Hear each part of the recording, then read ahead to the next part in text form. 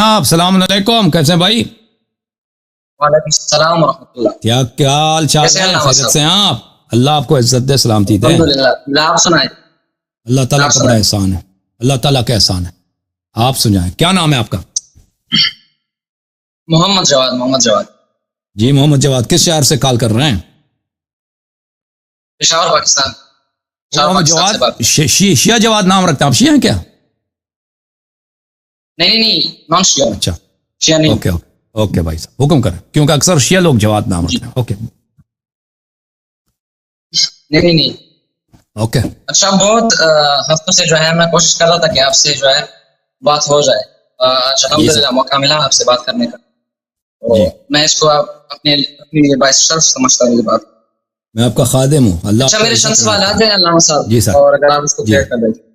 جی جو ہے میں کوئی ڈیبیٹ وغیرہ کرنے نہیں آیا، مطلب اپنی اصلاح کے لیے کوشچنس کر رہا ہوں، صحیح ہے؟ جی پہلا کوشچن میرا یہ ہے کہ مطلب جب ہم مسلمان ہونے کا دعویٰ کرتے ہیں نا، تو اس میں جو ہے تفریق ایک طرح سے، مطلب ہم مسلم یونٹی کی جب بات کریں تو جو ہے نا، مطلب اللہ نے قرآن میں بھی فرمایا ہوا ہے، سورہ آل عمران میں نمبر آیت ہے، اعوذ باللہ من الشیطان الرجیم، بسم اللہ الرحمن الرحیم، واعتصموا بحبل اللہ جميعا ولا تفرقوا۔ تو کئی بار فرمایا کہ ان الذین فرقوا دینهم كانوا شیعا لست منهم فی شیء، سورۃ انعام میں جو فرمایا ہے۔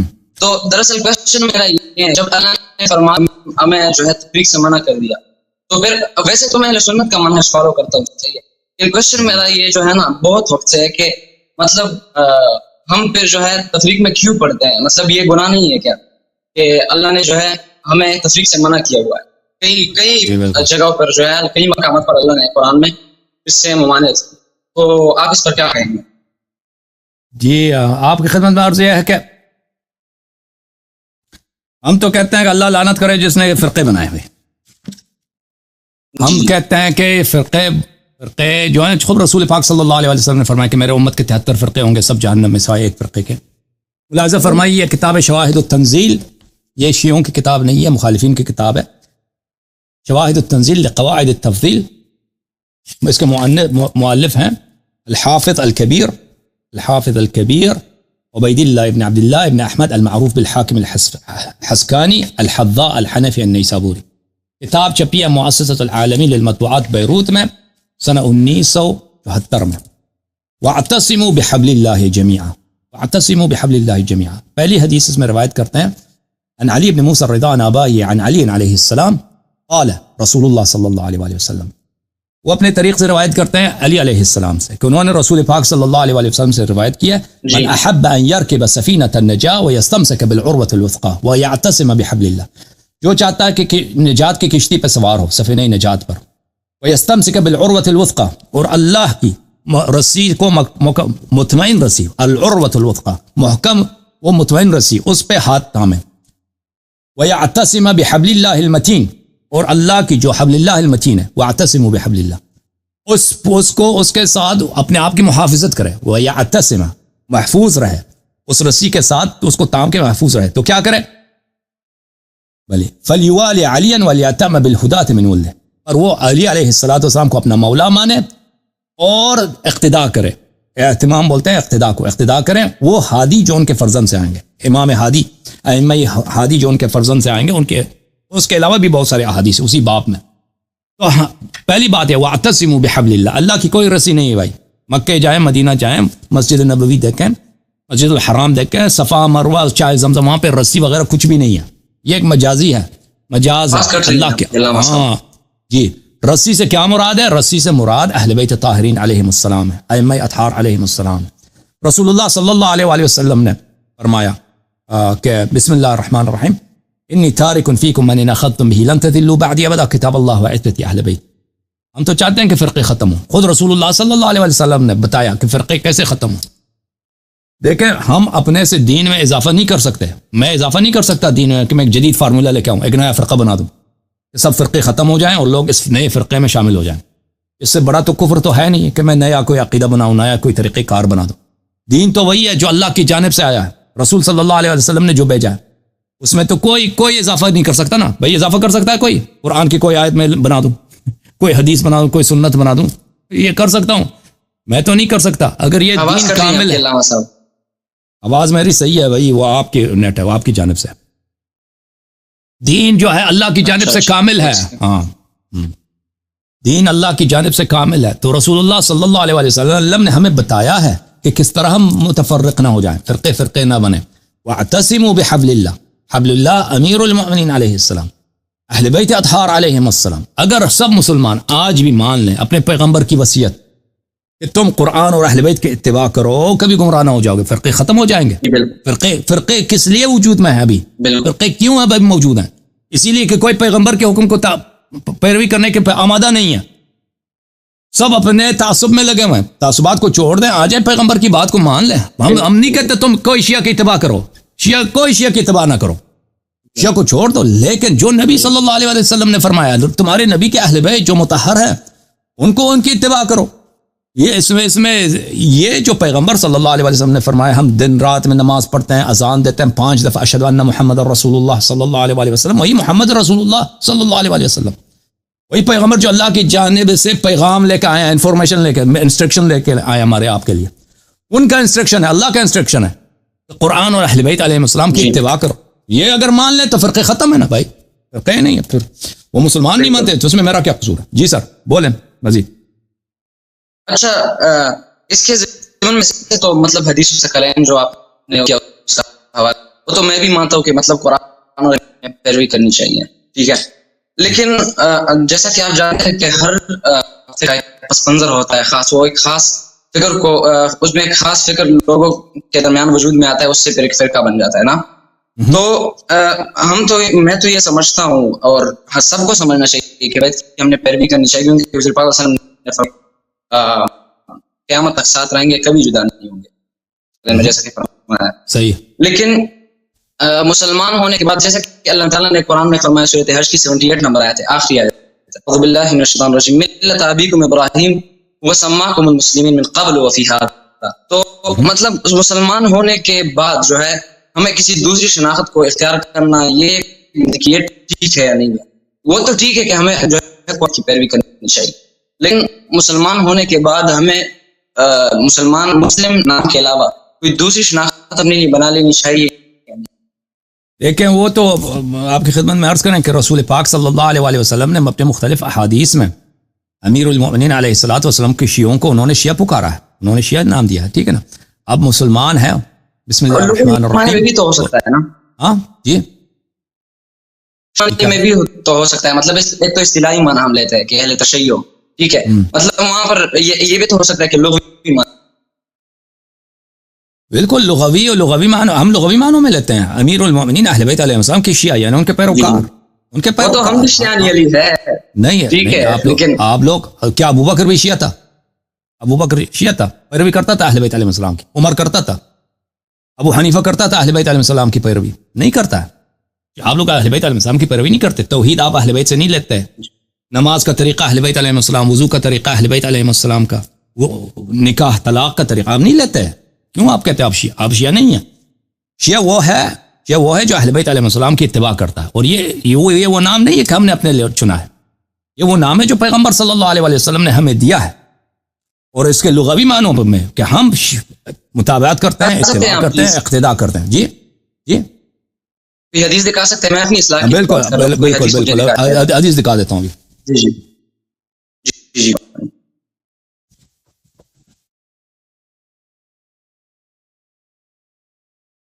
یہ کتاب ہے الدر المنثور فی التفسیر بالمأثور، عبد الرحمن سیوطی صاحب کی کتاب، جو روایی تفسیر ہے، یعنی قرآن کی آیات میں اس کا اپنا اجتہاد نہیں ہے کہ وہ خود کہہ دے اس آیت کا مفہوم یہ ہے، صرف احادیث لے کے آتا ہے. ہاں یہ الدر المنثور الجزء الثامن، چاپ دار الفکر، بیروت لبنان میں سنہ 2009 میں چھپی ہے. ملاحظہ فرمائیے اس کتاب میں میرے محترم ناظرین، یہاں پر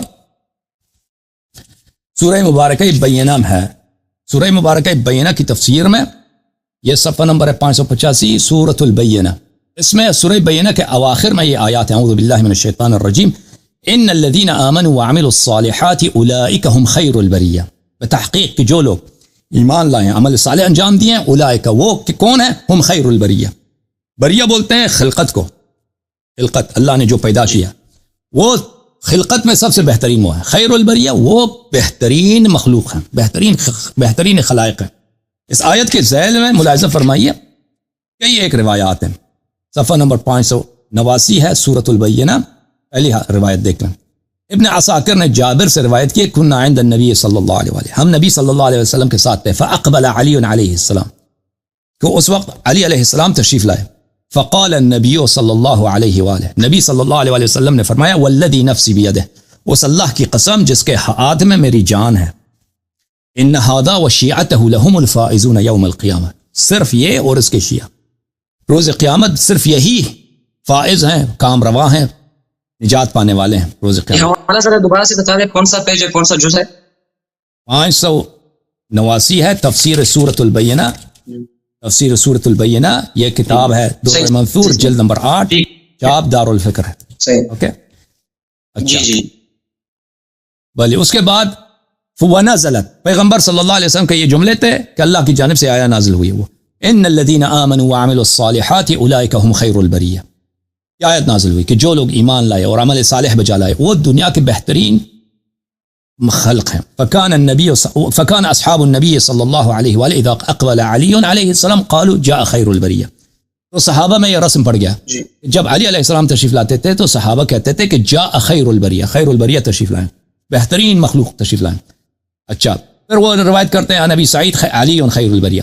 واخرج ابن عدی عن ابن عباس، ابن عباس سے روایت کی ہے، لما نزلت، جب یہ آیت نازل ہوئی، ان الذين آمنوا وعملوا الصالحات اولئک هم خیر البریہ، قال رسول اللہ صلی اللہ علیہ وآلہ لعلی، پیغمبر صلی اللہ علیہ وآلہ وسلم نے علی علیہ السلام سے فرمایا، هو انت وشیعتک یوم القیامہ راضین مرضین، ان الذين آمنوا وعملوا الصالحات اولئک هم خیر البریہ، یہ آپ اور آپ کے شیعہ ہیں، روز قیامت اللہ آپ سے راضی ہے اور وہ آپ اور آپ کے شیعہ اللہ سے راضی ہیں۔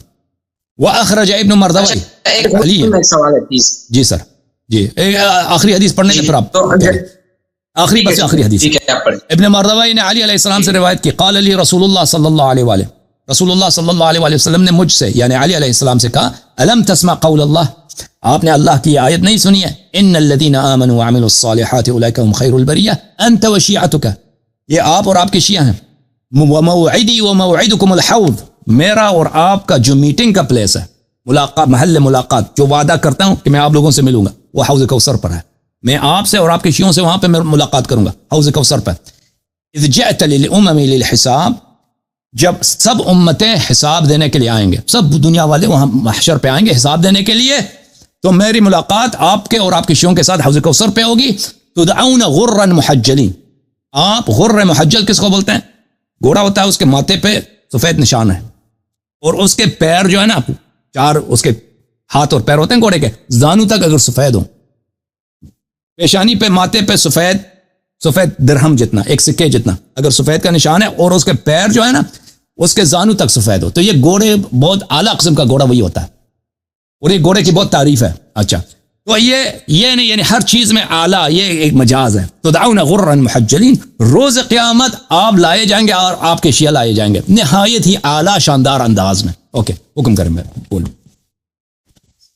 آپ نے دیکھا یہ حدیث، یہ شیعہ حدیث نہیں ہے، یہ ایک حدیث ہے، کئی حدیث ہیں کہ پیغمبر صلی اللہ علیہ وآلہ وسلم نے خیر البریہ ان الذین آمنوا وعملوا الصالحات، کون ہے؟ علی علیہ السلام اور اس کے شیعہ۔ جی بسم اللہ کریں۔ اچھا، تو جیسا کہ میں نے کہا کہ اس میں سے مراد مطلب لوگ ہو سکتا ہے، مطلب کوئی جو ہے نا جو ہے نام کے ساتھ شیعہ نہیں، مطلب اس کا فرقہ تشیع اور نام شیعہ، لیکن وہ علی کی پیروی کرتا ہے، صحیح پیروی کرتا ہے، صحیح ہے، تو وہ جو ہے مطلب وہ اس میں شامل ہوگا پھر کہ نہیں؟ جو بھی اہل بیت علیہ السلام کی اتباع کرتا نا، اگر واقعاً اتباع کرتا ہے، یعنی واقعاً اپنا امام مانتا ہے، اپنا دین اہل بیت علیہ السلام سے لیتا ہے، علی علیہ السلام سے لیتا ہے، وہ اس میں آ جاتا ہے۔ اس میں صرف شیعہ اثنا عشری ہیں، صرف دنیا میں، اور آپ کو کوئی فرقہ نہیں ملے گا، صرف شیعہ اثنا عشری ہیں جو اہل بیت علیہ السلام کی اتباع کرتے ہیں۔ اور ہم جو اب نہیں، اب اس کا مطلب یہ نہیں کہ سب جتنے شیعہ اثنا عشری ہیں وہ سب واقعاً اہل بیت علیہ السلام کی اتباع کرتے ہیں۔ بہت سارے شیعہ ہیں جو وہ کہتے ہیں 12 اماموں کو مانتے ہیں، لیکن ان کے عقائد جو ہیں وہ نہیں لیتے، وہ ان کے اپنے خیالات ہیں، نظریات ہیں، ادھر ادھر سے لے کے آتے ہیں، کچھ فلاسفہ سے لے کے آتے ہیں، کچھ اپنی من گڑت باتیں ہوتی ہیں، لیکن واقعاً جو شخص اہل بیت علیہ السلام سے لیتا ہے اور اسی کے اتباع کرتا ہے، ان کو حجت مانتا ہے، اور جب پتہ چلے کہ ایک بات یہ بات اہل بیت علیہ السلام نے نہیں کرا ہے، تعصب نہیں کرتا، اس کو چھوڑ دیتا ہے، تو اس میں آ جاتا ہے۔ صرف اور یہی ہے، شیعہ نام رکھنے سے کوئی شیعہ نہیں بنتا بھائی، شیعہ نام رکھنے سے کوئی شیعہ نہیں بنتا۔ شیعہ یہ بات ہے کہ واقعاً آپ اللہ کی نبی صلی اللہ علیہ وسلم کی باتیں مانیں، اس کے قرآن مانیں، اور اس کے اہل بیت کی اتباع کریں۔ جی سر۔ اچھا یہ کوشچن تو حل ہو گیا، بہت مہربانی۔ یہ دوسرا کوشچن یہ ہے کہ حدیث کے حوالے سے ہے نا، کہ مطلب جو ہے اہل سنت کیا ہے اور اہل تشیع کیا ہے، مطلب صحیح حدیث کی تعریف کیا ہے؟ صحیح ہے، ایک بات ہوگی۔ یہ ہے کہ کوشچن میرا حل کر دے، اس کے ضمن میں پھر ایک کوشچن ہے میں شروع کروں گا۔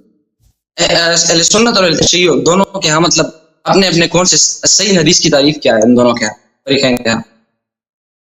دیکھیں صحیح حدیث جو جماعت ہے، ہمارے جو بھائی مسلمان جو اہل سنت کہلاتے ہیں، ان کی تعریف کیا ہے؟ صحیح کا مطلب ایک لفظی معنی ہے نا، ہم کہتے ہیں صحیح ہے، یہ بات صحیح ہے، تو اس کا مطلب یہ ہے کہ بالکل اس میں شک نہیں ہے، واقعاً یہ ایسا ہے، وہ لفظی معنی ہے صحیح کے، ٹھیک ہے نا۔ ایک ہے اصطلاحی معنی، تو ان دونوں معنوں میں یہ ایک نہیں ہے، لیکن جب ہم کہتے ہیں کہ یہ بات صحیح ہے، وہ حدیث ہو، شعر ہو، جو بھی ہو، کوئی تاریخی واقعہ، یعنی اس کا مطلب ہے یہ واقعاً ایسا ہوا ہے، ہمیں پتہ ہے، ہمیں علم ہے، ہمیں یقین ہے، یہ ایسا ہی ہوا ہے۔ یہ لغوی معنی ہے صحت کے، لیکن ایک اصطلاحی معنی ہے، یہ لغوی معنی ہے، لیکن جب محدثین کہتے ہیں فلان حدیث صحیح ہے، تو اس سے ان کا مراد یہ نہیں ہوتا، اور یہ بیچارے عوام جو ہے سمجھتے ہیں کہ حدیث صحیح سے مراد یہی ہے کہ ہم کہتے ہیں یہ حدیث صحیح ہے، یعنی واقعاً پیغمبر صلی اللہ علیہ وسلم نے یہ کام کیا ہے، یا یہ جملے ان کے ہیں، ہمیں پتہ ہے، یہ اس کا مطلب یہ نہیں ہے۔ محدثین جب کہتے ہیں حدیث صحیح ہے، تو اس سے مراد کیا ہوتا ہے؟ یہ کتاب ہے تقریب و تیسیر لمعرفت سنن البشیر والنذیر، تعلیف صلی اللہ علیہ وآلہ وسلم، تعلیف ہے نووی صاحب کی، شاب دار الکتب العلمی العربی۔ یہاں پہ حدیث صحیح کی تعریف کرتے ہیں۔ حدیث صحیح کا مطلب یہ ہے، دیکھو حدیث صحیح یہ حد ہی وهو ما اتصل سنده بالعدول الضابطين من غیر شذوذ ولا علہ۔ حدیث صحیح سے مراد یہ ہے کہ اس کے سند سب عادل ہیں، سند میں سب عادل ہیں اور سب ضابط ہیں، ان کا حافظہ صحیح ہے، من غیر شذوذ ولا علت، اور اس کے متن میں شذوذ نہیں ہے، شاذ نہیں ہے، دوسرے احادیث کے مخالف نہیں ہے، اور اس میں کوئی اور بھی ضعف نہیں ہے، اور قسم کا کوئی ضعف ہو، یعنی متن میں ایسی بات ہو جو عقائد سے نہیں ملتی، قرآن سے نہیں ملتی، جو بھی ان کے نزدیک ہے۔ سند متصل ہو، اس سند اتصال کے بعد سب سند میں جتنے افراد ہیں، 4 ہیں، 5 ہیں، 10 ہیں، وہ سب عادل ہوں، اس کے بعد اس کے سب سند میں جتنے لوگ ہیں وہ کیا ہوں، ان کا حافظہ بھی صحیح ہو، اور پھر متن میں شذوذ نہ ہو، متن جو ہے دوسرے احادیث کے خلاف نہ ہو، کوئی اس میں کوئی اور قسم کی بھی کوئی متن میں کوئی انوکھی بات نہ ہو۔ یہ حدیث صحیح کی تعریف ہے۔ وَإِذَا قِيلَ صَحِيحٌ فَهَذَا مَعْنَى لَا أَنَّهُ مَقْطُوعٌ بِهِ، یہ اہم جملہ ہے۔ حدیث صحیح کا مطلب یہ ہے کہ اس کا متن، اس کا سند یہ ہے، اس کا مطلب یہ نہیں کہ وہ ہمیں یقین ہے کہ پیغمبر نے یہ کہا ہے صلی اللہ علیہ وسلم، یقین کی بات نہیں ہے، ہو سکتا ہے ایسا کہا، ہو سکتا ہے ایسا نہیں کہا۔ حدیث صحیح کا مطلب یہ ہے کہ اس کی سند متصل ہے، سب عدول ہیں، سب اس میں کوئی شذوذ نہیں ہے، علت نہیں ہے، اور یہ کہتے ہیں پھر ہمارے پاس دلیل ہے، گرچہ ہمیں یقین نہیں ہے یہ حدیث واقعاً پیغمبر نے فرمایا ہے، لیکن ہمارے پاس خارج سے دوسری جانب سے حدیث ہے کہ اگر حدیث ایسا ہو تو حجت ہوا کرتی ہے، وہ کہتے ہیں اس کو خبر واحد کی حجیت، یہ حدیث ایسے حجت ہو۔ خبر واحد یہ ہے کہ ایک آدمی دوسرے سے روایت کرتا ہے نا، واحد ایک آدمی کو، واحد خبر الواحد ایک آدمی، میں ایک آدمی ہوں، اب میں ایک آدمی کی حدیث، خبر یعنی حدیث، ایک آدمی کی حدیث، وہ ایک آدمی روایت کرتا ہے، اس سے پیچھے بھی ایک آدمی، اس سے پیچھے سے ایک آدمی روایت کرتا ہے، تو خبر واحد کیا ہے؟ خبر واحد یہ ہے کہ اس کے طرق متواتر نہیں ہے، ایک آدمی، وہ ایک آدمی اگر عادل ہے، ضابط ہے، اور اس سے وہ پیچھے آدمی سے جو روایت کرتا ہے وہ بھی عادل ہے، ضابط ہے، اسی طرح تو وہ حدیث حجت بن جاتی، نہیں کہ یہ یقینی ہے۔ تو یہاں پر جملہ یاد رکھیے کہ حدیث صحیح ہمارے بھائی جو اہل سنت کہلاتے ہیں ان کے نزدیک اس کا مطلب یہ نہیں کہ واقعاً وہ صحیح ہے، لفظی معنوں میں ہم کہتے ہیں صحیح ہے، نہیں، اس کے ایک اصطلاحی معنی ہے، ہو سکتا ہے یہ واقعاً پیغمبر نے کہا ہو سکتا ہے نہیں کہا ہو، لیکن یہ ہمارے لیے حجت ہے کیونکہ اس کا سند ایسا ہے، اس نے جو تعریف کیا۔ اچھا، شیعوں کے نزدیک حدیث صحیح کا کیا مطلب ہے؟ حدیث ہمارے نزدیک حدیث صحیح وہ ہے جو واقعاً صحیح ہو، جو ہمیں پتہ ہو کہ واقعاً امام علیہ السلام نے فرمایا ہے، ٹھیک ہے نا۔ اگر پتہ نہیں ہے تو پھر وہ صحیح نہیں ہے، مشکوک، ہاں بالکل یقینی ہو، اگر حجت ہو اور غیر مشکوک جو ہے کبھی حجت نہیں بنتا ہمارے نزدیک. اگر آپ کو یقین نہیں ہے، اگر یقین نہیں ہے، علم نہیں ہے کہ پیغمبر نے یہ فرمایا، امام علیہ السلام نے یہ فرمایا، تو وہ حجت نہیں ہے. ان الظن لا یغنی عن الحق شیئا. ظن جو ہے حق. جی بسم اللہ مزید بولیں. تو مطلب حدیث صحیح کی تعریف ہے. آپ نے بتایا مطلب وہ یقینی بات ہو، ہمیں مطلب اس بات کا پورا یقین ہو کہ وسلم نے فرمایا یا اہل بیت علیہ السلام نے فرمایا ہے، صحیح ہے، تو وہ صحیح ہوا کرتا ہے. لیکن اس کے لیے کوئی اصول اہل تشریع کے محدثین نے جو ہے وضع کیوں ہوں گے نا؟ جی بالکل. وہ جو دیکھیں ہماری تو حدیث کی تاریخ جو ہے کافی مختلف ہے. ہمارے بھائی مسلمان بھائی جو ہیں اہل سنت کے ہاں سے کافی مختلف ہے. ہمارے ائمہ طاہرین علیہ السلام اپنے اصحاب کو حکم دیتے تھے کہ ہماری احادیث لکھا کرو. وہ فرماتے بلکہ بہت دفعہ خود لکھ کے ان کو سلیم ابن قیس کے علاوہ ہزاروں کی تعداد میں راوی تھے. وہ ان کا کام ہی یہی تھا کہ وہ احادیث کو لکھیں. اور ائمہ علیہ السلام فرماتے ہیں ان کو لکھو اور ان کو محفوظ رکھو اپنی کتابوں کو، اور پھر ان کتابوں کو شیعوں کو سکھا دو اور ان کتابوں کو نقل کرو، نشر کرو. تو اس طرح سے وہ لکھنے کا سلسلہ وہاں سے شروع ہو گیا. اور ہم ایک ہی حدیث جو ہے اس کو کئی اصحاب نے روایت کی اپنے کتب میں. تو اس لیے ہمارے کتب جو ہیں اس میں بہت سارے قرائن موجود ہیں، بہت سارے دلائل موجود ہیں. یہ احادیث واقعاً صحیح ہیں لغوی معنوں میں، نہ کہ اصطلاحی معنوں میں. جی سر. اب اس کی تفصیل جو ہے لیکچر مانگتا ہے، لیکچر مانگتا ہے، اس کی بہت دلائل بہت زیادہ ہیں. انشاءاللہ آپ بتا دیں مختصراً. یہ میں کرنا چاہ رہا ہوں، یہ جی میرا مطلب آپ کر کے کوئی مطلب سلیم ابن قیس والے نے کوئی حدیث کی مولا علیہ السلام سے، صحیح ہے، یا کسی اور سے، وہ جو ہے مطلب کوئی دوسرا محدث اور وہ اس کی کتاب دیکھ کر اپنی کرتا ہے. تو سلیم ایک بہت ہی ثقہ راوی ہیں، اور وہ اپنی اس کی جو روایات ہیں اس نے اپنے ہاتھ سے لکھے ہیں. اس کے روایت ہمارے حاج تک پہنچے نا. جیسے ابھی میں عرض کریں میں سلمان سے ملوں، سلمان فارسی مجھے کہہ دے میں پیغمبر صلی اللہ علیہ وسلم کے ساتھ تھا، انہوں نے یہ کہا یہ کہا یہ کہا، ٹھیک ہے نا، تو میں تو شک تو نہیں کروں گا. سلمان جھوٹا آدمی نہیں ہے، سلمان پاگل بھی نہیں. اب سلیم نے لکھا ہے. سب شیعہ محدثین کا اجماع ہے کہ سلیم ثقہ ہے. شیعہ محدثین نے اس پہ اجماع کیا، ائمہ علیہ السلام نے اس کی تعریف کی ہے، بلکہ مخالفین کے نزدیک بھی سلیم جو ہے ثقہ ہے.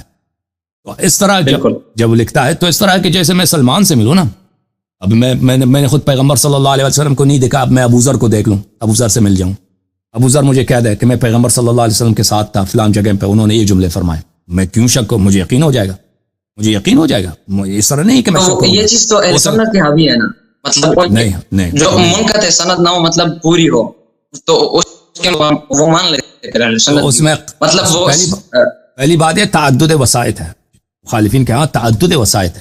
ایک حدیث مثلا 150 سال تک نہیں لکھا گیا، ایک سنہ 150 تک نہیں لکھا گیا، سنہ 200 تک نہیں لکھا گیا نا، وہ سینہ بے سینہ آ رہا ہے. ٹھیک ہے نا. تعدد وسائط آپ دنیا میں جہاں بھی جائیں. ابھی مثلا ہم پاکستان میں دیکھیں، ابھی جن لوگوں نے فرض کریں سر سید احمد خان کو دیکھا، سر سید احمد خان کی وفات کب ہے؟ مجھے لگتا ہے سن 1920 ہوگی اس طرح. سر سید احمد خان کو وہ لوگ دنیا میں اس طرح دنیا سے گئے ہوں. اب آپ جائیں لکھنؤ جائیں ادھر دہلی جائیں، جن لوگوں نے مثلا اس کو وہ تو دنیا میں نہیں، جنہوں نے ان کو دیکھا وہ انہوں نے نہیں دیکھا. اب جنہوں نے 2-3 واسطوں کے ساتھ لوگوں نے سید احمد خان کو دیکھا، اگر ایسے کوئی بات ہو نا کہ سینہ بے سینہ ان کے محلے میں جا رہا ہو، سر سید احمد خان فلاں وقت انہوں نے یہ جملے بولے، اس پہ کہاں اعتبار ہے؟ ٹھیک ہے نا. جو باتیں سینہ بے سینہ نقل ہوتی ہیں یہ تو ایک افواہ کی شکل ہے بھائی، کہ فلانے نے دیکھا تھا. وہ میرے ابا جان کہتے تھے کہ وہ اپنے دادا سے نقل کرتے تھے کہ ہم سید احمد خان کے محلے میں تھے تو سر سید احمد خان یہ فرماتے تھے. ہو سکتا ہے صحیح، ہو سکتا ہے صحیح نہ ہو، ٹھیک ہے نا. کیونکہ جب حافظے کی بات آتی ہے، جب حافظے پہ آپ اعتماد کرتے ہیں، اور وہ بھی الفاظ کمی بیشی اور لوگوں کے تعصبات اس میں مداخلہ ہوتا ہے، اور پھر یہ کئی لوگ ایک طرح نہیں ہے، کئی واسطے آ جاتے ہیں، 3-4 واسطے بیچ میں آ جاتے ہیں. تو نیچرلی یہ آپ دنیا کے کسی بھی عدالت میں جائیں، دنیا کے پاکستان کی عدالت ہو، امریکہ کی عدالت، برطانیہ کی عدالت، شہادت اگر کوئی شخص دیتا نا، تو وہ اگر 3-4 وسائط کے ساتھ شہادت دیتا اس کو نہیں مانتا کوئی بھی. اگر میں کہہ دوں نا کہ فلانی شخص قاتل ہے، میں نے فلانے سے سنا، فلانے نے فلانے سے سنا، فلانے نے فلانے سے سنا کہ اس نے اس کو قتل کرتے دیکھا، وہ بگا دیں گے آپ کو، عدالت سے بگا دیں گے، کہہ دیں گے میں یہاں سے نکل جاؤ، یہ کیا شہادت دے رہا ہوں، اس نے فلانے سے سنا، فلانے نے فلانے سے، فلانے نے فلانے سے سنا.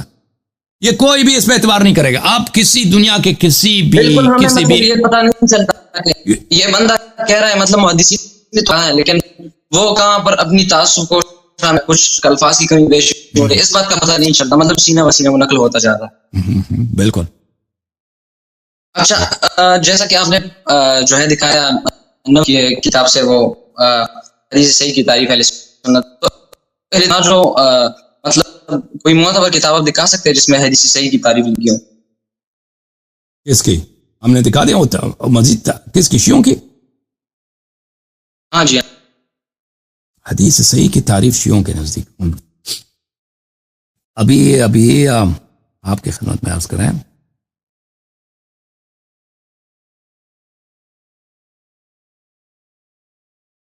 شیعہ محدثین کے ہاں دیکھیں، شیعہ میں دو فرقے ہیں، ایک ہے مجتہدین کا طریقہ کار، ایک ہے محدثین کا طریقہ کار. جو مجتہدین کا طریقہ کار ہے وہ اسی حدیث کو تقسیم کرتے ہیں، حدیث صحیح، حدیث حسن، حدیث ضعیف، اور 3-4 مزید بنا لیتے ہیں. تو یہ بات محدثین کے کتب میں ابھی میرے پاس، میں آپ کو کیونکہ مجھے صفحے وغیرہ یاد نہیں ہے، لیکن شیعہ محدثین کے کتب میں بہت تکرار کے ساتھ ہے کہ مجتہدین نے جو طریقہ بنایا یہ غلط طریقہ ہے، اور محدثین کا طریقہ یہی ہے کہ ایک حدیث یا تو صحیح ہے یا تو ضعیف ہے، یا تو صحیح اور یا جھوٹ ہے، یا پتہ ہے کہ حدیث جھوٹ ہے، اس کے علاوہ اور نہیں ہے. اور یہ جو بات میں آپ کو عرض کر رہا ہوں آپ کی خدمت میں، یہ مختلف محدثین کے کتب میں، شیخ حر عاملی، علامہ مجلسی، اللہ آپ کا بھلا کرے، مرزا حسین نوری خاتمۃ المستدرک میں، یہ لوگ بہت اس بات پہ بہت توجہ دیتے ہیں اور بہت اس بات کا تکرار کرتے ہیں. جو شیعہ مجتہدین نے جو طریقہ نکالا ہے، اور وہی تقلید کیا، انہوں نے مخالفین کی تقلید کیا، یہ باطل طریقہ کار ہے، اور یہ ہمارے محدثین کے ہاں اس کی بہت مذمت کی گئی ہے. اب اس کا ابھی میرے ذہن میں نہیں ہے کہ میں آپ کو کوئی صفحہ وغیرہ کتاب نکال کے دکھا دوں. ٹھیک ہے کوئی بات نہیں. جی سر. ہاں جی. اچھا، یہ بھی حل ہو گیا. مطلب ایک اور کوشچن ہے اس کے ضمن میں، وہ یہ ہے کہ آپ جو ہے مطلب یہ میں نے غلط بھی ہو سکتا ہوں، صحیح ہے، کیونکہ میں آج مجھے اتنا علم نہیں ہے، آپ سے علم لیں کہ اصول کافی میں جیسے ہوں، اس اصول میں نہیں کافی اس میں اگر ہو تو وہاں پر جو ہے نا کوئی راوی روایت کرتا ہے، پھر دوسرا راوی، پھر تیسرا تیسرا، تو کہتے ہیں کہ انا ابا عبداللہ علیہ السلام یا کوئی ایسا. جی، تو مطلب وہاں پر جو ہے نا جو کوئی ائمہ طاہرین علیہ السلام سے کرتے ہیں، تو اس کے ائمہ تو ہم بھی مطلب حجت مانتے ہیں، ٹھیک ہے، لیکن وہ جو ہے بعض تک سند نہیں جاتی، تو جو ہے ائمہ اہل بیت علیہ السلام وہ جو ہے ڈائریکٹ روایت کرتا ہے کہ حضور پاک صلی اللہ علیہ وسلم نے یہ فرمایا، تو اس مطلب آپ کیا کہیں؟ دیکھیں، یہ میں آپ کی خدمت میں عرض کروں، اگر میں آپ کو ایک دکھا دیتا ہوں.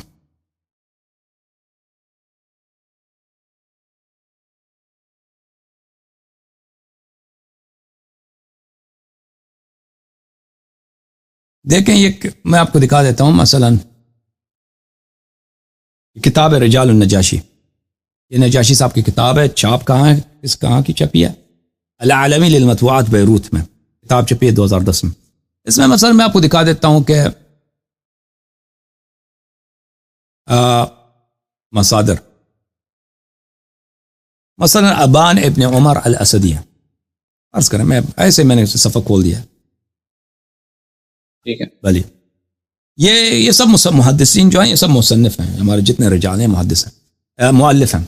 ابان ابن عمر الاسدی اخبرنا احمد بن عبد الواحد وغيره عن بالقاسم علي بن حبشي بن قوني قال حدثنا حميد بن زياد حدثنا القاسم بن اسماعيل عن عبيس بن هشام بكتاب ابان بن عمر الاسدي.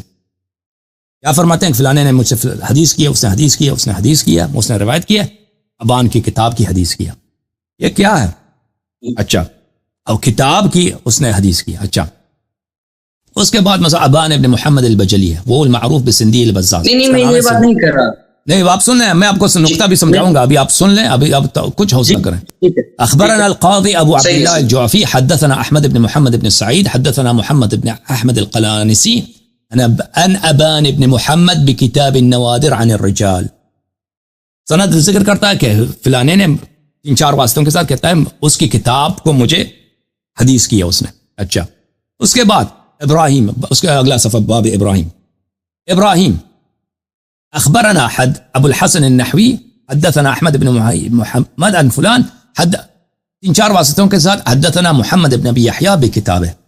عرض یہ ہے کہ شیعہ محدثین کے ہاں جو اسانید ہیں یہ اسانید کتابوں کی ہیں, کتابوں کی اسانید ہیں. سمجھ میں آ رہی نا بات آپ کو؟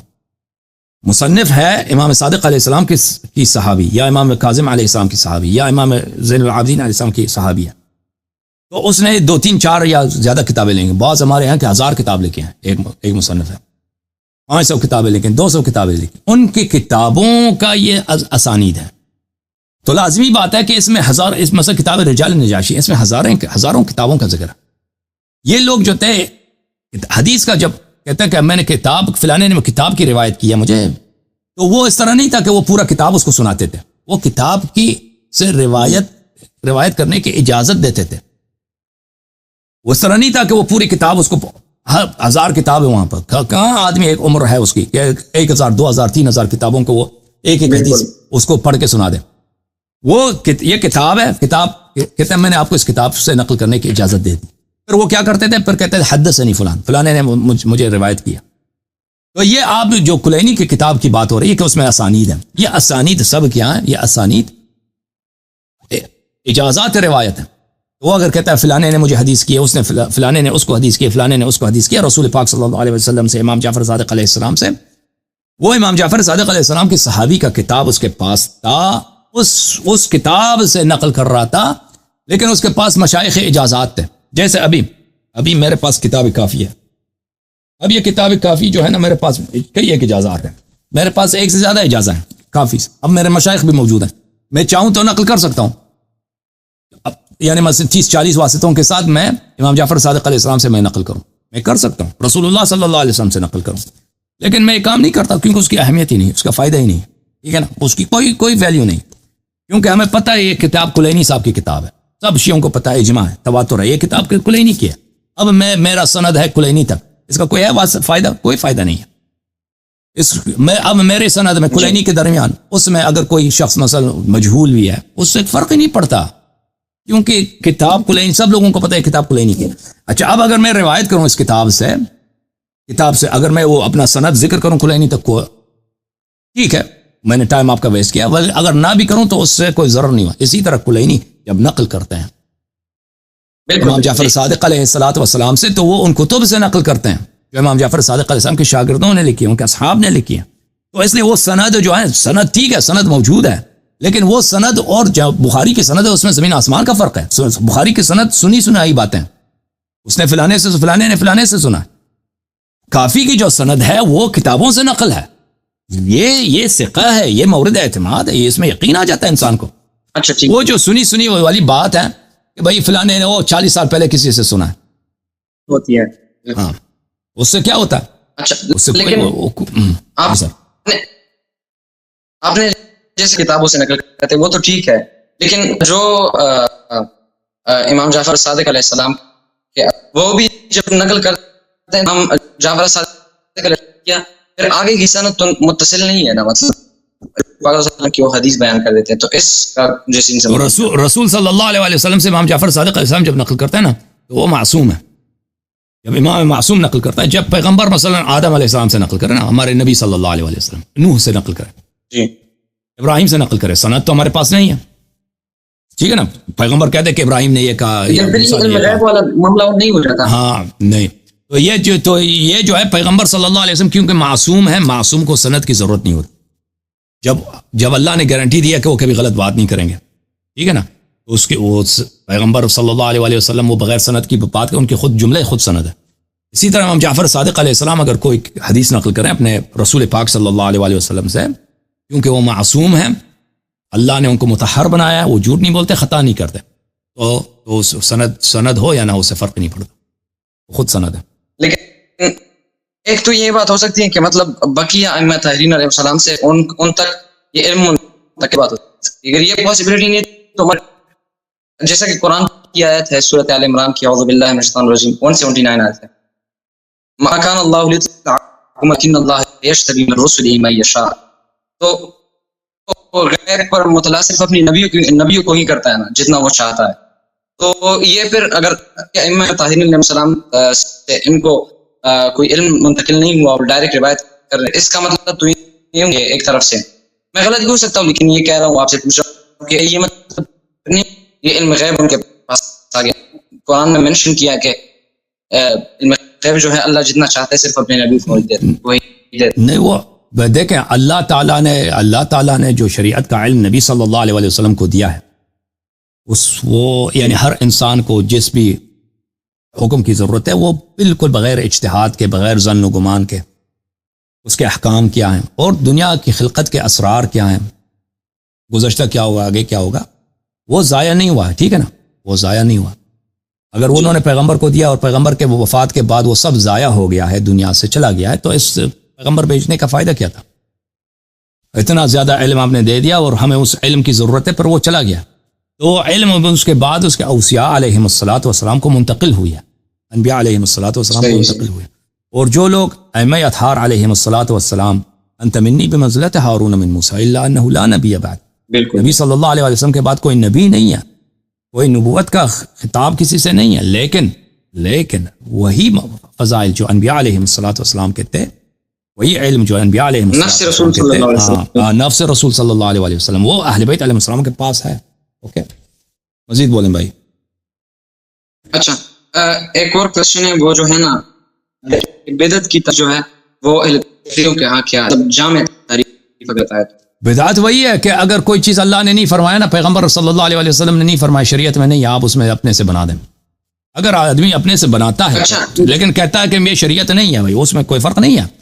مثلا میں کہتا ہوں کہ بھائی آپ جو ہے نا ٹوتھ برش استعمال کریں ٹوتھ برش شریعت میں نہیں ہے لیکن میں کہتا ہوں اس سے دانتوں کی صفائی ہوتی ہے. میں نہیں کہتا یہ سنت ہے میں کہتا ہوں کہ یہ ٹوتھ برش جو ہے ٹوتھ پیسٹ لگا کے صابن سے بدن دھو لو یہ اچھی بات ہے. میں نہیں کہتا یہ اللہ کا حکم یہ بدعت نہیں ہے. یہ اگر دین میں اضافہ نہیں کر رہا نا میں نہیں کہتا ہوں یہ دین کا شریعت کا حکم ہے اللہ نے واجب کیا. میں کہتا ہوں یہ بھائی اگر تم صفائی کرنا چاہتے ہو تو بھائی یا مجھ سے بات کرنا چاہتے ہو ٹیلی فون پہ مجھے کال کرو یہ ٹیلی فون اچھی چیز ہے. اب یہ کوئی حدیث تھوڑی ہے کہ ٹیلی فون اچھی چیز ہے. یہ میں نے شریعت کا کوئی اگر میں شریعت میں داخل کر دوں میں کہتا ہوں کہ اللہ نے فرمایا کہ ٹیلی فون استعمال کرو اگر میں کہتا ہوں یہ سنت ہے پھر تو بدعت ہے. یعنی دین میں آپ اضافہ کریں دین میں اضافہ کوئی چیز کریں حلال حرام یا مثلا عقائد میں جو عقائد میں کوئی چیز اضافہ کریں تو وہ بدعت ہے. اگر میں وہ بدعت ہے اور وہ جہنمی ہے لیکن وہ جھوٹا آدمی ہے بھائی وہ اللہ نے جب نہیں کہا آپ کیوں کہہ رہے ہیں کہ اللہ نے کہا وہ لازمی بات ہے کہ وہ آدمی جھوٹ کہہ رہا ہے. لیکن اگر کوئی چیز وہ عام دین میں اضافہ نہیں کر رہے بھائی ہم کہہ رہے ہیں کہ یہ میرا نظریہ ہے یہ میرا خیال ہے کہ بھائی آپ کو اگر کسی سے بات کرنی ہے تو اس کو کال کرو فون کرو ای میل یوز کرو ٹھیک ہے نا یا تم صابن کا استعمال کرو ہاتھ دھونے صابن کا استعمال کرو اس سے ہاتھ صاف ہوتے ہیں گرم پانی لے لو صابن لے لو یہ بدعت نہیں ہے. ٹھیک ہے نا اوکے مزید بولے بھائی. مثلا جیسے کہ انتظامی معاملات ہوتے ہیں نا اس میں رد و بدل اگر کر دیا جائے تغیر مطلب ہمارے ہاں اگر آپ کو میں مثال دوں تو ایک اچھی مثال جو ہے وہ تبلیغی جماعت کی ہو سکتی ہے جو وہ تو کہتے ہیں کہ مطلب اسے روزہ لگاؤ مثال دے رہا ہوں میں جیسے روزہ لگاؤ یا چلا لگاؤ یا کوئی اور ایسی چیز صحیح ہے تو اگر وہ کہیں کہ اس سے آپ کا تسکین نفس ہوگا صحیح ہے پھر تو ٹھیک ہے. لیکن اگر وہ یہ کہیں کہ یہ یا اللہ نے فرمایا رسول صلی اللہ علیہ وسلم یہ دین کا حکم ہے آپ نے اس کو ماننا ہے تو اس صورت میں بن جائے گا. اور اگر یہ صورت آپ کو وہ کہہ رہے ہو صرف آپ پر واجب نہیں قرار دے رہے مطلب صرف آؤ ہماری طرف تو کون سی چیز پھر بدعت میں داخل ہوگی؟ تو یہ جو صوفی حضرات وغیرہ چلہ وغیرہ نکالتے ہیں ریاضات وغیرہ کرتے ہیں جی اس کی کوئی حدیث روایت تو نہیں ہے لیکن وہ کہتے ہیں یہ کر دو اتنا ثواب ہے یہ کر دو تمہیں یہ مقامات ملیں گے. لازمی بات ہے عبادت تو وہی کرنی ہے جو اللہ نے فرمایا رسول صلی اللہ علیہ وسلم نے فرمایا نا وہی کرنی ہے. اپنے سے عبادت بناؤ تم چلہ اللہ رسول نے نہیں فرمایا اور وہ لوگوں کو تو نہیں کہتا ہے کہ اسلام کا جز نہیں وہ کہتے ہیں اسلام کا جز ہے وہ جو کہتے ہیں چلہ نکالو تم 40 دن بیٹھ کے یہ ذکر پڑھو. اور اگر یہ نہ کہے کہ اسلام کا مطلب کہ اللہ کے رسول نے انتظامی معاملہ یہ نکالا ہے یہ ذکر اور عبادت انتظامی نہیں ہے نا. ذکر اور عبادت یہ تو انتظامی نہیں ہے. چلہ نکالنا یہ تو ذکر کرتے ہیں نا, عبادت کرتے ہیں. جو عبادت انتظامی مسئلہ کس کو بولتے ہیں؟ مثلا ابھی پاکستان میں ایک قومی اسمبلی ہے بھائی, یہ کوئی حدیث روایت توڑی ہے کہ تم انتخابات کرو. حدیث روایت توڑی ہے. وہ دعوی نہیں کرتے کہ کوئی حدیث روایت ہے. وہ خود پاکستان والے کہتے ہیں کہ ہم نے برطانیہ سے سیکھا. برطانیہ کا جو پارلیمانی نظام ہے ہم نے اسی کی کاپی کر دی پاکستان میں. ٹھیک ہے, یہ بدعت نہیں ہے کیونکہ کوئی دعوی نہیں کرتا یہ کوئی دینی مسئلہ ہے. وہ خود کہتے ہیں ہمارا حکومت سیکولر ہے بھائی, ہم نے اپنا نظام جو ہے اسلام سے نہیں لیا, ہم نے اپنا نظام کن سے لیا؟ برطانیہ سے لیا. انتظامی مسئلہ یہ ہے. لیکن وہ جو صوفی حضرات آپ کے وہ کرتے ہیں نا چلہ وغیرہ کہ تم یہ ذکر پڑھو, یہ کام کرو, یہ کرو, وہ تو انتظامی مسئلہ نہیں, وہ تو عبادات ہے. عبادات تو اللہ کی جانب سے ہوتی ہے.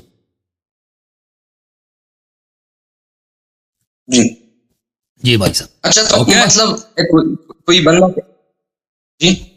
جی سر, اللہ آپ کو جزائے خیر. اچھا سوال آپ کے ختم نہیں ہوا بھائی؟ کوئی تھوڑے ایک دو کوشچن رہتے ہیں صحیح, میں وہ کر لوں. جی تو پھر صحیح ہے. میں بہت ہفتوں سے کوشش کر رہا تھا آپ سے بات. جی سر, جی بسم اللہ.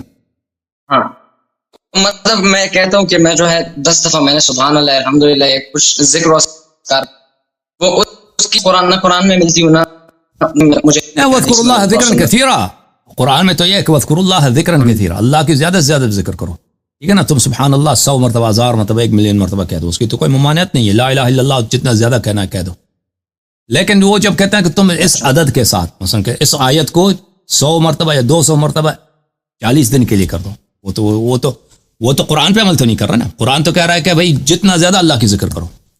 وہ کہتے ہیں کہ مثلا تم فلان آیت کو سجدہ یونسیہ کر دو. سجدہ یونسیہ کیا ہوتا ہے؟ وہ صوفی حضرات کرتے ہیں نا. حضرت یونس علیہ السلام کی جو دعا ہے اس کو سجدے میں 400 مرتبہ کہہ دو یا 1000 مرتبہ کہہ دو 40 دن کے لیے. ہاں وہ کہتا ہے ایک عدد زیادہ نہ ہو, ایک عدد کم نہ ہو, اسی عدد کے ساتھ تم نے پڑھنا ہے. وہ تو اپنے سے بناوٹی بات ہے نا. ہاں جی, ایک دو کوشچن ہے, میں ایک دو بلّہ سے. ایک یہ ہے کہ مولا علی سلام اللہ علیہ کا مطلب خلافت و طرز جمہوریت کے بارے میں کیا موقف ہے؟ یہ ایک بات ہو, یہ ذرا مجھے بتا دیں.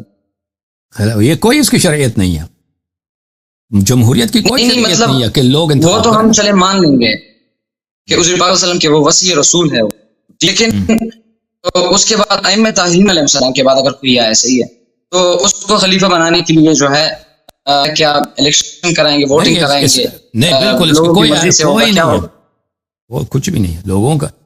ہمارے مذہب میں قرآن مجید کی آیت ہے وَرَبُّكَ يَخْلُقُ مَا يَشَاءُ وَيَخْتَارُ مَا كَانَ لَهُمُ الْخِيَرَةُ سبحانہ وتعالی عما یشرکون. وَرَبُّكَ يَخْلُقُ, اللہ خلق کرتا ہے, وَيَخْتَارُ, اللہ اختیار کرتا ہے, اللہ انتخاب کرتا ہے کہ کون عوام کی قیادت کون کرے گا, امامت کون کرے گا, رہبر و رہنما کون ہوگا. ما کان لہم الخیرہ, لوگوں کو انتخاب کرنے کا حق نہیں ہے. سبحانہ وتعالی عما یشرکون. یہ جو لوگ کہیں گے کہ ہم اپنا امام بنائیں گے, اپنا خلیفہ بنائیں گے, ووٹ کریں گے یا اکثریت کی وجہ سے, اکثریت سے, یہ شرک ہے. یہ اللہ کے ساتھ شرک کے معنوں میں آتا ہے, شرک کے زمرے میں آتا ہے. اللہ تعالیٰ سے شریک بناتا ہے, کیونکہ جس نے خلق کیا ہے وہی انتخاب کرے گا, وہی اختیار کرے گا, اور لوگوں کو انتخاب کرنے کا حق نہیں. یہ قرآن کی صریح آیت ہے, اس کے ذیل میں اہل بیت علیہ السلام کے احادیث ہیں. یہ کہ بھائی لوگوں کی اکثریت اگر کوئی کہہ دے کہ بھائی ہم یہ کام کریں گے نا, اس کی کوئی اللہ کی رضا بھی اس میں ہے, یہ کوئی دلیل نہیں ہے. لوگوں کی اکثریت ابھی آگے انتخابات کرتے ہیں نا دنیا میں کہ ہم جو ہے اوریانیت, شراب, انڈین مووی, بلکہ اس سے بدتر موویاں, اس کو آزاد کر دیں, یا سب نماز مسجد مثلا. یہ کس کو ووٹ دیتے ہیں لوگ, کس کو ووٹ دیں گے بھائی؟ ابھی آپ دیکھ لینا کلپ, ایک قرآن کی کلپ ہے, ایک مثلا حدیث کی کلپ ہے, اور ایک انٹرٹینمنٹ کی کلپ ہے. اس کے ویوز زیادہ ہوتے ہیں. کوئی قیاس ہے بھائی؟ کوئی قیاس ہے ہی نہیں. کوئی اگر ڈانس کی کلپ ہے نا, کوئی عورت ڈانس کر رہی ہے, اس کے ویوز ملینز میں آ جاتے ہیں. اب بیچارہ کوئی یہاں پہ کوئی کتنا ہی پیارا حدیث پڑھے, کتنا ہی محنت کرے اس کلپ بنانے میں, اس کو لوگ کتنے دیکھیں گے؟ زیادہ سے زیادہ 1000 2000 1 لاکھ 2 لاکھ, ختم بات. اس سے زیادہ نہیں دیکھیں گے. لیکن تو ہاں تو یہ کہ لوگوں کی جمہوریت کس کو بولتے ہیں؟ جمہوریت بولتے ہیں لوگوں کی اکثریت جس بات کو چاہیں نا، جس بات کو چاہیں. اور یہ گیم ہے، لوگوں کی اکثریت بیچارے کچھ نہیں کہ ہمیشہ ایک ایلیٹ ہوتا ہے وہی لوگوں کو کنٹرول کرتا ہے. ایلیٹس جو ہیں وہ لوگوں کو 2-3 آپشن دے دیتے ہیں کہ بھائی یہ اس کو ووٹ دینا ہے، اس کو ووٹ دینا ہے، اس کو ووٹ دینا ہے. اور وہ بھی انفارمیشن فلو کو بھی وہ کنٹرول کرتے ہیں. لوگوں کی جو مینٹیلٹی ہوتی ہے، ان کے طرز فکر ہے، وہ میڈیا کے ذریعے، اخبارات کے ذریعے، سوشل میڈیا کے ذریعے، ٹی وی کے ذریعے، ریڈیو کے ذریعے وہ بھی کنٹرول کیا جاتا ہے کہ کس کو ہم نے جتا دینا ہے انتخابات میں. اور اگر اس سے بھی نہ ہو سکے تو پھر وہ دھاندلی بھی ہو جاتی ہے، ووٹنگ میں ریگنگ بھی کر لیتے ہیں. تو یہ بات کہ لوگ حکومت کرتے ہیں، یہ لوگ کبھی حکومت نہیں کرتے بھائی. دنیا کے کسی بھی جگہ میں جائیں لوگ حکومت نہیں کرتے. اچھا، ایک ایلیٹ ہے، ایک اشرافیت کا طبقہ ہے جو سیاسی لحاظ سے ہمیشہ وہ حاوی رہتے ہیں. وہ مختلف پارٹیز، 2-3 ہر ملک میں 2-3 پولیٹیکل پارٹیز ہوتے ہیں، اسی سے وہ منسلک رہتے ہیں. اور وہ آپس میں ان کا جو ہے ہوتا ہے انڈرسٹینڈنگ ہوتی ہے، کمٹمنٹ ہوتی ہے ایک دوسرے سے، انہی لوگوں سے ہمیشہ بدلتے رہتے ہیں. وہی لوگ حکومت کرتے ہیں ہمیشہ کے لیے، اور حکومت انہی کے ہاتھ میں ہوتی ہے. اور وہ پھر لوگ بیچارے بیوقوف ہوتے ہیں، سمجھتے ہیں کہ ہم حکومت کرتے ہیں، ہماری نمائندگی کرتے ہیں. حقیقت سے دیکھا جائے تو الیکشنز میں لوگوں کے پاس ہمیشہ کبھی یہ کلیئر چوائس نہیں ہوتا. ہمیشہ لوگوں کے پاس دو تین ہوتے ہیں، نمائندے ہوتے ہیں کہ ان میں سے آپ نے کسی کو ووٹ دینا ہے. ان میں زیادہ فرق نہیں ہوتا، اور وہ ہمیشہ لوگوں کو کچھ بتاتے ہیں، اندر سے ان کی نیت کچھ اور ہوتی ہے. اور وہ پھر اقتدار پہ آ کر اکثر اپنے وعدوں کو بھول جاتے ہیں. اور وہ پھر وہ اسی ایلیٹس جنہوں نے ان کو اپرچونٹی دی ہے الیکشن جیتنے کی، اسی کے مفادات کی وہ حفاظت کرتے ہیں، اور انہی کے مفادات کی وہ سیف گارڈنگ کرتے ہیں. تو اس لیے میں اس بات کو نہیں مانتا کہ کبھی لوگ حکومت کرتے ہیں. لوگ کبھی حکومت نہیں کرتے، عوام جو ہے کبھی حکومت نہیں کرتے. اور جو لوگ ڈیموکریسیز میں بھی واقعاً لوگوں کی نمائندگی نہیں کی جاتی، ریپرزنٹیشن نہیں ہوتی. ایک گیم ہے جو ایک ایسا تبلیغ کرتے ہیں، پروپیگنڈا کرتے ہیں کہ وہ واقعاً یہاں پہ عوام کی حکومت ہوتی ہے. حقیقت میں یہ عوام کی حکومت کہیں نہیں ہوتی، ہمیشہ ایلیٹس کی حکومت رہتی ہے. جی سر، بات کریں. یہ جو ہے، اچھا یہ تو ٹھیک ہے، مطلب کچھ اللہ صلی اللہ علیہ وسلم کی وصیات ہے، کچھ وہاں تک تو بات ٹھیک ہے، چلے مان لیتے ہیں. پھر مطلب آج کا جو دور ہے، آپ نے جیسے کہا کہ منتخب کر رہا ہے، تو آج کے زمانے میں تو ہمارے پاس مطلب نبوت کا خاصہ ہے، صحیح ہے. ٹھیک ہے، آج ہمارے پاس جو ہے کوئی اسلامی نظام نہیں ہے بھائی. ہمارے پاس دیکھیں امامت کے علاوہ تو خلیفہ پھر اللہ کیسے منتخب کرے گا؟ مطلب کوئی حجت نہیں ہے. اللہ کر چکا نا، اللہ کر چکا، میں بتا رہا ہوں. تو یہ کہ الیکشن کے ہو، بادشاہت ہو، یہ کوئی ان میں سے کوئی بھی اسلامی نہیں ہے. نہ آپ دیکھیں دنیا میں یہی نظام ہے، یا پارلیمنٹری سسٹم ہے، یا پریزیڈنشل سسٹم ہے، صدارتی نظام ہے، یا تو بادشاہت ہے. تو ان میں یہ کوئی بھی شرعی نہیں ہے، یہ کوئی بھی اللہ کی جانب سے حکم نہیں ہے کہ تم اس طرح اگر تم جمہوریت بناؤ، پریزیڈنشل سسٹم یا پارلیمنٹری سسٹم جو وزیر اعظم کا عہدہ ہوتا ہے اس میں، یا تم بادشاہت بناؤ، یا اللہ کی جانب کوئی ان میں سے کوئی اللہ کی جانب سے صرف اور صرف 12 آپ کے امام ہیں، خلفائے رسول صلی اللہ علیہ وآلہ وسلم ہیں، ان کے علاوہ کوئی نہیں ہے. اور جب تک امام مہدی علیہ السلام تشریف نہیں لائیں گے، اور صرف وہی ہیں جو دنیا میں اسلامی نظام قائم کریں گے، وہ اللہ کا وعدہ ہے، رسول صلی اللہ علیہ وآلہ وسلم کا وعدہ ہے. ان کے علاوہ یہ سب باقی گیم ہے، باقی سب گیم ہے. جیسے اور اسلام کے نام پر آپ کے مختلف پولیٹیکل پارٹیز ہیں، وہ کم اسلام نافذ کریں گے. کیا اسلام نافذ کریں گے جب اسلام کے احکام ہی نہیں ہے حکومت کے؟ بھائی میں نماز پڑھاؤں گا، 2 رکعت نماز پڑھاتا ہوں، میں کہتا ہوں نماز سب پڑھاتے ہیں. اسلام کے احکام ہیں کہ نماز اس طرح سے ہوتی ہے، پہلی رکعت میں کیا پڑھنا ہے، دوسری رکعت میں کیا پڑھنا ہے، طریقہ موجود ہے بھائی. تو میں نماز پڑھا سکتا ہوں، ٹھیک ہے نا، نماز ہم پڑھ سکتے ہیں. اگر نماز پڑھنے کا طریقہ نہ ہوتا ہے اسلام میں، کوئی نماز پڑھ سکتا تھا بھائی؟ مجھے بتاؤ. نہیں بالکل نہیں. اگر اللہ رسول صلی اللہ علیہ وسلم نہیں بتاتے کہ نماز صبح اس طرح سے ہوتی ہے، کوئی پڑھا سکتا تھا نماز صبح؟ کوئی نہیں پڑھا سکتا تھا بھائی. اب جب پتہ ہی نہیں نماز کیسے ہوتی ہے. اگر اللہ تعالیٰ وضو نہیں بتاتے، وضو کا طریقہ کار کیا ہے، کوئی وضو سوچ سکتا تھا کہ وضو اس طرح کرنی ہے؟ یہ بھائی اسی طرح جب حکومت کے احکام نہیں ہمارے پاس، کیسے حکومت بنائیں گے؟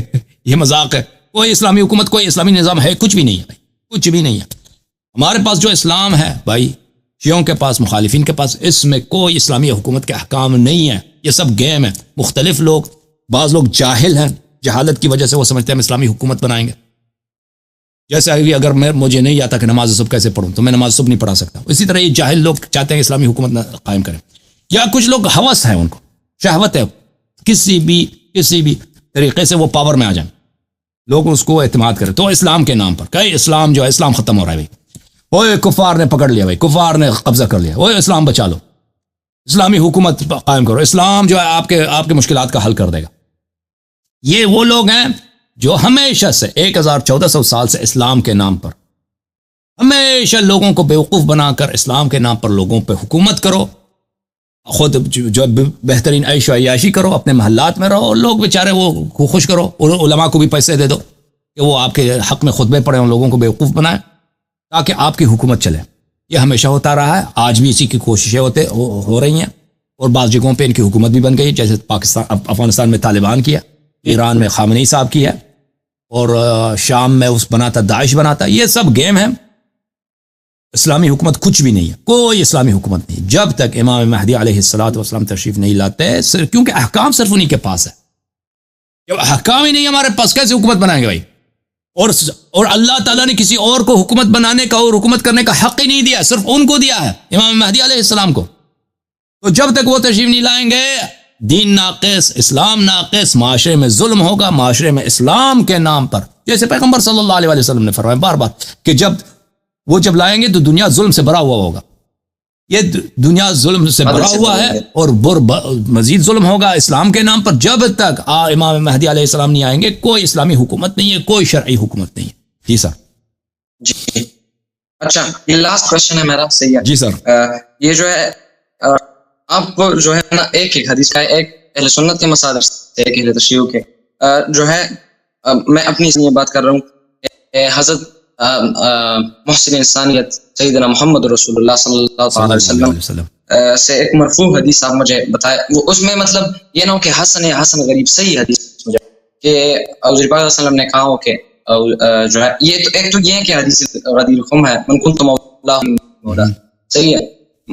اس میں جو ہے کہ علی علیہ السلام جو ہے وہ میرے علی ہیں، مرفوع حدیث. میں بتا دیتا ہوں صراحت کے ساتھ انہوں نے بتایا.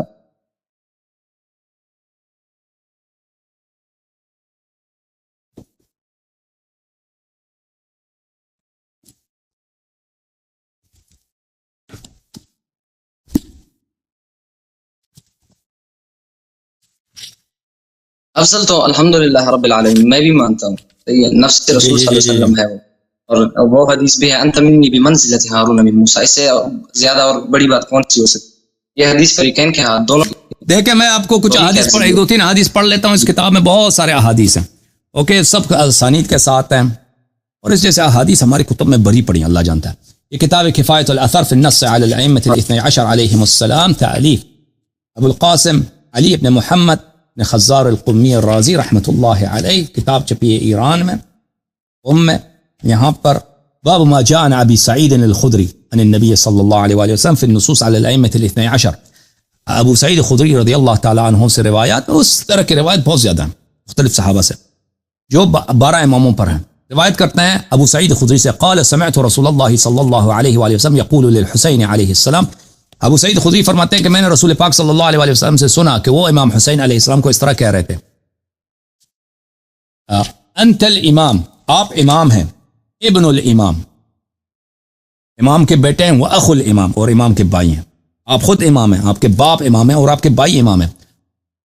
تسعۃ من صلبک ائمۃ ابرار، آپ کے صلب سے 9 بار، ابرار بولتے ہیں بار کی جمع، بار نیک امام آئیں گے آپ کے صلب سے. والتاسع قائمہم، اور ان کا 9واں جو ہو گیا وہ اسلام کا بول بالا کرے گا، وہ قائم آل بیت علیہم السلام ہوگا. دوسری حدیث ملاحظہ فرمائیے، ابو سعید خدری سے روایت کرتے ہیں، سمعت رسول اللہ صلی اللہ علیہ وآلہ وسلم یقول، رسول پاک صلی اللہ علیہ وآلہ وسلم سے میں نے سنا، اہل بیتی امان لأہل الارض کما ان النجوم امان لأہل السماء.